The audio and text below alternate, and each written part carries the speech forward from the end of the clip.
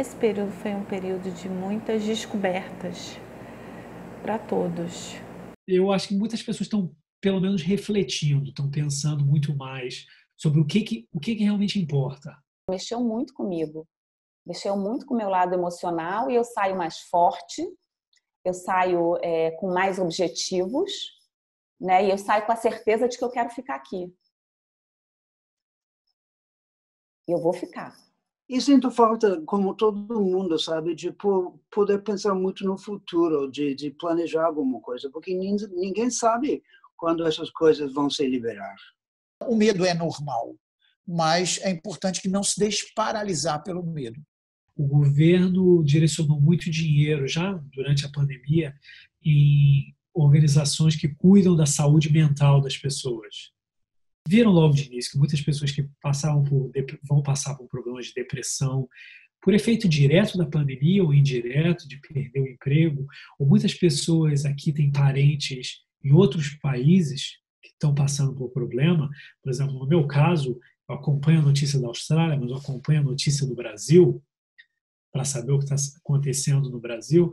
Então, eu acho que vai levar um tempo. Eu acho que a pandemia em si, mesmo depois que controle o vírus, vai levar um tempo. A gente ainda está vivendo pela pandemia. É difícil de saber se você vai ser uma pessoa melhor. A gente tem um número ainda alto de pessoas que negam a doença, negam a pandemia, negam a gravidade.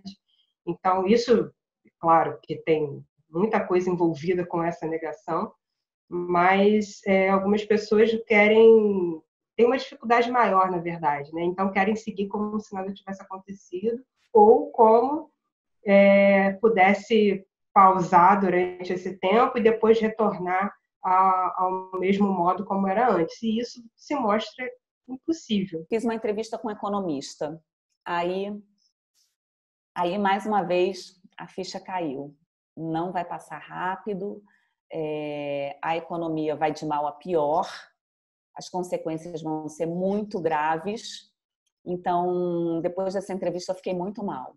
Eu fiquei uma semana assim que daqui a pouco eu estou chorando, porque eu fiquei uma semana que foi muito difícil, gente, foi muito difícil. Eu fiquei assim emocionalmente muito abalada, eu estava sozinha em Barcelona, muito preocupada, não só comigo, mas também com a família, com os meus amigos que têm negócios aí no Brasil e que trabalham e que estavam já com pessoas infectadas. Eu tenho a mãe de um amigo meu que inclusive faleceu, ficou um mês no hospital.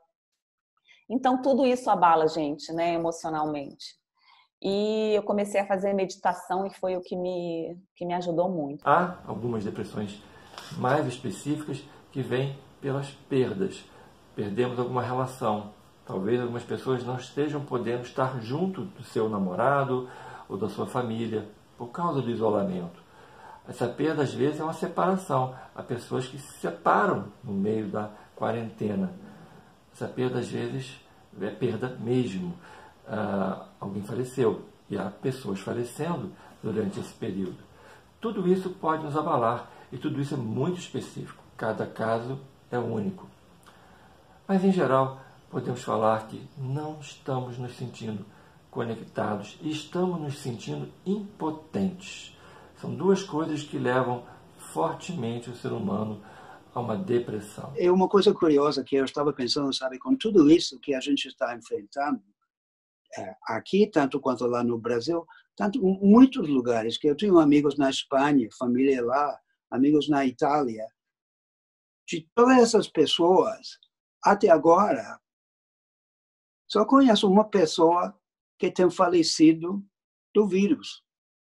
E isso foi o dono do apartamento aqui em São Francisco. E ele nem estava aqui em São Francisco, ele estava num transatlântico, tentando voltar das férias. E ficou preso nesse transatlântico 3 semanas e quando finalmente chegou à Flórida, pois não tinha jeito, ele morreu antes de chegar no hospital. Eu acho que se tivesse conhecido várias pessoas, ou família, aí provavelmente ficaria deprimido. Eu acho que isso é interessante para todos nós repensarmos como é que a gente se relaciona com as pessoas que a gente ama, né? Isso me fez pensar em várias coisas, porque eu tive um agravante. Meu pai ficou 22 dias internado na UTI em São Paulo pelo Covid. E foi um período que eu repensei toda a minha história. Inclusive, claro, com ele, né? Foi muito sofrido, porque eu não podia me despedir, eu não podia abraçar ele, eu não podia falar que eu estava ali para cuidar dele. Eu tive que me contentar em ficar aguardando notícias uma vez por dia, que era o boletim diário dos médicos. Então, eu sofri muito nesse período, mas eu tentei buscar dentro de mim coisas que meu pai me transmitiu a vida toda. Não eram 22 dias que eu não estava ali, que ele não ia se recordar de toda a vida que eu passei com ele. E foi nisso que eu tentei pensar também, porque ele faleceu. E eu não consegui fazer uma cerimônia, né? Foi uma cerimônia muito discreta, muito rápida, por causa da transmissão do vírus. E eu não pude me despedir. Então eu tive que me despedir dele dentro de mim.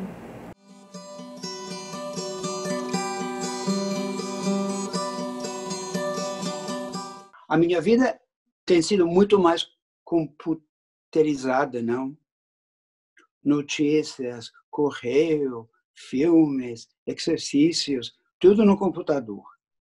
Claro que eu usava antes, mas agora muito mais. Estou muito mais aqui dentro de casa, mas também onde eu moro, pelo menos eu tenho um telhado.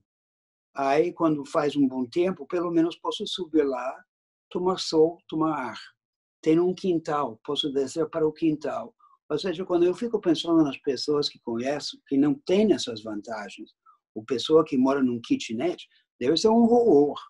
Mas eu, pelo menos, posso sair. Não saio andando pela rua, mas pelo menos não estou totalmente isolado, sabe? Ou como preso dentro de casa. Tem uma outra questão que é importante falar, né?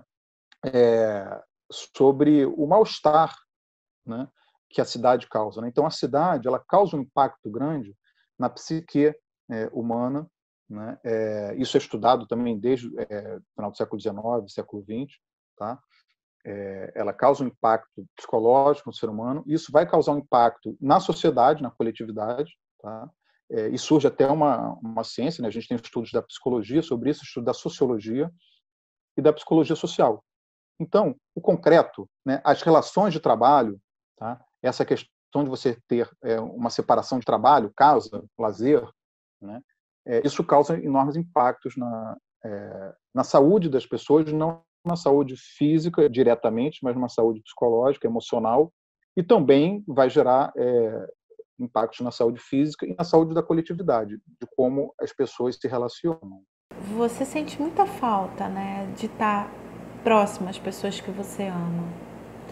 Então, tanto no meu trabalho, que eu como psicóloga, né, a minha direção do meu trabalho é a psicanálise, eu acho que no meu trabalho, de alguma forma, eu tentei convocar a presença simbólica e emocional dos meus pacientes muito mais agora do que a presença física, que não existe.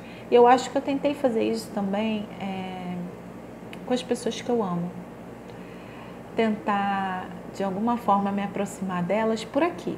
A proposta é que cada um tenha ali um espaço de troca com alguém, mesmo que remoto, mesmo que online, né? E que possa, esse isolamento seja apenas geográfico, né? Nesse primeiro momento, justamente para que quando possamos sair e possamos ter mais liberdade para isso, as pessoas não fiquem tão preocupadas e com tanto medo desse contato com as outras pessoas, porque esse contato, na verdade, ele não precisa ser perdido, né? Ele não está sendo geográfico nesse momento, presencial nesse momento, mas é muito importante que as pessoas possam manter os seus vínculos, né? O vínculo, essa conexão, começa, na verdade, dentro de você.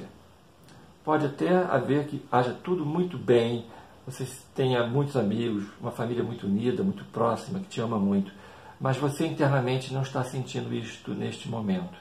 Você não se vincula também com nenhum sonho, com nenhuma perspectiva. Isso te esvazia, isso não te alimenta. Você está desconectado das raízes, desconectado dos vínculos amorosos. Toda vez que há esse descolamento do vínculo com a vida ou do vínculo com alguém, nós nos esvaziamos. O ser humano é um ser social, é um ser de amor. Não é à toa que a base é a família. E a família se entende como, idealmente falando, como amor. Viver um com o outro é dar e receber amor. Toda vez que nós perdemos essa conexão, nós não nos sentimos, por um lado, nutridos ou, por outro lado, pertencendo, né? Nos sentimos incluídos na vida de alguém, na vida da família, ou até na ideia do próprio mundo. Uma coisa que foi bastante difícil é que a gente sempre teve muita atividade fora de casa, muita atividade na natureza. Então foi bastante difícil confinar todo mundo em casa, né? E passar a fazer essas atividades dentro de casa. O meu de 5 anos tem uma energia daquelas, né? De 5 anos, então ele fica quicando. Um belo dia eu cheguei no quarto da minha filha e o lustre estava no chão, porque ele literalmente se pendurou no lustre. Pulando na cama, se pendurou no lustre e o lustre foi para o chão. Na sorte que não teve nenhuma outro acidente mais grave, mas né, já chegamos a tomar um susto com isso. Depois, agora, a gente já tem ido fazer pequenos passeios, eu tenho levado eles à praia no final de semana, para andar de bicicleta também, né, que os meus 2 mais novos gostam muito de andar de bicicleta e a gente tem saído. Então, isso dá uma aliviada também no estresse do confinamento. Quando você vê a luz do dia, quando você respira, você se conecta com o sol e você se conecta com o próprio planeta.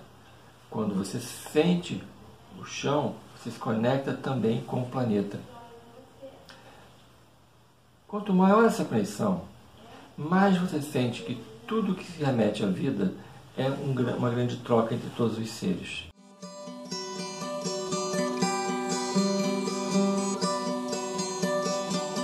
Precisou desse choque para muita gente olhar para os medos, para as preocupações e para os conflitos também. Já se esperava de que as pessoas iriam manter-se cuidadosas devido ao medo, porque o medo é uma emoção normal do ser humano que serve para nos proteger. Então, nós estamos diante de uma situação de pandemia e é normal que o medo se instale exatamente cumprindo o papel dessa função básica do medo, que é proteção. Agora, nós temos que perceber quando o medo é proteção e quando o medo está te paralisando, não é?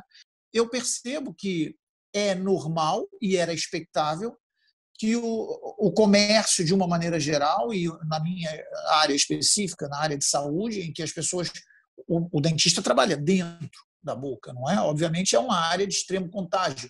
Então é normal que as pessoas tenham algum receio.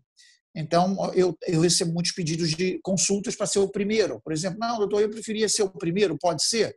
Agora eu não posso fazer tudo o primeiro, mas nós temos que agir como se cada paciente fosse o primeiro. Tem que se avançar com as devidas seguranças, com as devidas precauções, com a consciência da necessidade de prevenção. Nós, aqui em casa, nós andamos sempre de máscara durante um bom tempo, durante talvez aí uns 2 meses e meio, até final de maio, só eu que saía de casa.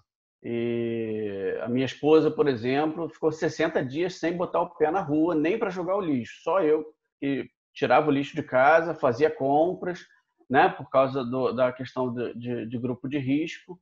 Então, a gente procurava minimizar com isso e aquele estresse que eu acho que muita gente está vivendo, né? De chega em casa, vai tomar banho, aí deixa o sapato do lado de fora, abre a porta, o gato sai para fora, pega o gato, aí passa álcool gel na pata do gato, bota o gato no chão, guarda o álcool gel, o gato saiu de novo, pega, aí vai lavar saco de batata frita, né? E assim, de fato, era um momento de estresse, assim. Tanto é que eu normalmente era o evento do dia. Eu ia sair, dizer que eu ia sair para caçar, vou sair para caçar agora. Por aqui ainda a gente está bastante comedido, não pode ainda fazer festa na casa dos outros, por exemplo, né? Um visitar o outro. A gente se visita, mas ainda de maneira se cumprimenta com o cotovelo, sabe essas coisas que a gente aprendeu lá no início, está sendo válido agora. Lá no início da pandemia, a regra era essa, né? Aí agora a gente se educou. Eu tenho uma filha de 19 anos que está na universidade, eu tenho um filho de 14 anos que está na escola e tenho um filho de 5 anos que está na pré-escola. Então, a gente sempre teve criança pequena em casa e agora tem adolescente e o jovem em casa também. Então, foi com alguma surpresa, mas eles são bem tranquilos, assim. Aí a gente, especialmente para o pequeno, nós precisamos explicar para ele o que estava acontecendo, né? E teve aqueles livrinhos que surgiram sobre a Covid, né? Sobre o coronavírus e tudo mais, passamos isso por ele. Se tem uma ideia na sociedade de que as crianças, ainda mais quando são muito pequenas, elas não entendem. Não adianta falar, explicar as coisas para as crianças, porque elas não entendem. E, pelo contrário, as crianças entendem muito mais do que a gente imagina. Claro que a forma como a gente vai explicar e como a gente vai conversar com uma criança é diferente de como a gente vai explicar uma situação para um adulto. Mas é importante que essas crianças estejam a par, estejam cientes, dentro dos limites do que é possível dizer para uma criança, de por que elas estão em isolamento nesse momento, por que ainda não pode brincar com os amiguinhos, ainda não pode ter esse contato físico com os amiguinhos, por que quando ela voltar para a escola, né, talvez a gente está ouvindo aí falar de ensino híbrido, de modalidade híbrida, uma parte vai à aula, outra parte fica em casa na aula online. Então, assim, tudo isso precisa ser explicado para as crianças, né? Claro que vai ter, mesmo explicando, mesmo falando, as crianças todo mundo vai sofrer consequências em relação a esse período de isolamento, não só as crianças, mas principalmente elas, porque, né, tem essa maior proximidade com os amiguinhos, gostam de brincar, precisam correr, enfim, tudo isso. Mas quanto mais for acolhida, né, a criança for acolhida pela família, pelos responsáveis, for conversado, e também no momento de retorno, ser um momento de fato seguro para isso, né? Que se possa lidar com esse, né, com essa pandemia, com o vírus, de forma segura o suficiente para as pessoas, para as crianças e para os adolescentes poderem voltar às aulas. E também para os universitários, né? Porque por mais que já tenha entendimento, né? A gente está na universidade, são adultos e todo mundo tem um entendimento maior. Mas para todo mundo, né? As escolas não têm ainda data e não é à toa, né? Que isso, porque não é só ali a criança que está na sala de aula que pode pegar, ser contaminado ou transmitir alguma coisa para o coleguinha. Mas isso envolve a equipe de professores, a equipe pedagógica, enfim, envolve muita gente. Então, é importante que quando se retornar às atividades letivas, se possa fazer isso com segurança e que isso possa ser transmitido também para as crianças. É preciso ter muita cautela nesse retorno e nesse acolhimento também das crianças, né? Porque isso é alguma coisa que é importante repetir várias vezes, né? Explicou uma vez para a criança e talvez explique de novo e de novo, e ouvir também o retorno das crianças em relação a isso, né? Via desenho, as crianças, né, que têm esse costume de desenhar ou de contar história, ou do que as crianças vão falar também, né? Porque a criança fala muita coisa importante, que é importante ouvir, né, ter uma certa sensibilidade ali na escuta para poder responder a essas crianças sobre essas questões que preocupam, né? Preocupam elas também, né? não só em relação a contágio ou ficar doente, mas também muitas crianças talvez tenham perdido pessoas queridas, né, da família ou, enfim, né, pessoas próximas por conta do vírus, né? Então, tudo isso, né, essas perdas, de um modo geral, não só de pessoas, mas de coisas e de situações, enfim, precisam ser conversadas e elaboradas pelas crianças. Apesar de ser uma doença nova para todo mundo, talvez os cientistas sejam os únicos que possam dar um determinado caminho, que nem sempre é certo, mas talvez o único caminho para as pessoas seguirem. De um modo geral, na sociedade, a gente vê que tem muita gente buscando, sim, atendimento, apoio psicológico, né? Porque logo no início da pandemia, muitos profissionais de psicologia enfim, né, que trabalham com saúde mental, se colocaram disponíveis para apoio psicológico online, né? Então, no primeiro momento, nem todo mundo procurou, mas o fato de saber, né, das pessoas conseguirem identificar onde elas podem procurar ajuda, quando a ajuda for de fato necessária, isso já é algo muito importante, né? De ela ter ali as informações de quando podem buscar esse auxílio, né? E pensar a saúde mental como um conceito amplo, né? Não só como uma necessidade de atendimento psicológico ou psiquiátrico, mas também pensar a saúde mental no sentido de, né, enfim, comer bem, dormir bem, isso tudo influencia a saúde mental, né? E se preocupar com a saúde de um modo geral influencia a saúde mental. Essa doença veio para mexer com tudo, com o que a gente sente, com quem a gente é, na direção da nossa vida. E é isso, eu estou aqui para pensar mesmo o que eu acho que pode ser diferente agora. A falta do meu pai eu vou sentir para sempre. A gente sofre, né? Mas eu guardo dentro de mim tudo que ele me deu. E isso nem a morte pode levar, né?